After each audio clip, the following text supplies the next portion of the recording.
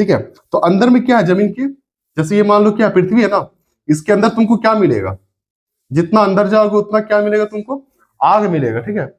Magma लावा पिघलते हुए form में मिलेगा, इसके ऊपर रहोगे तो ठंडा रहेगा, ठीक है। ये सारी चीज हम लोगों को कभी महसूस हुआ है कि अंदर गर्म है, नहीं, ठीक है। सूरज का गर्मी तो बर्दाश्त नहीं होता, अंदर वाला क्या खाक होगा, समझ ना ऐसा।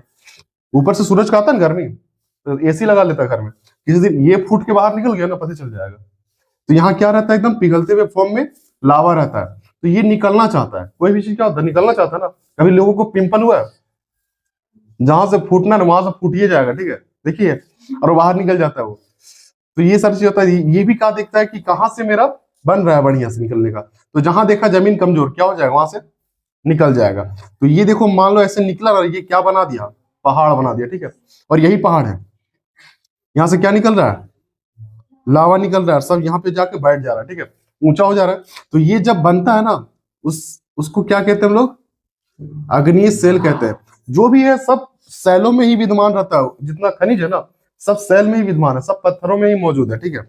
तो शुरू में जब आग के फॉर्म में रहता है उस पत्थर को हम लोग क्या कहते हैं, अग्नीय सेल कहते हैं, ठीक है, अग्नीय सेल।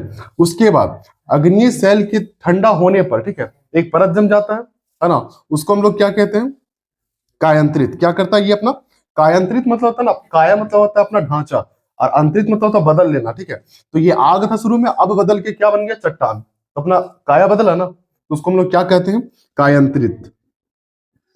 कायांतरित चट्टाने या फिर सेल कह दो, बात वही है, ठीक है।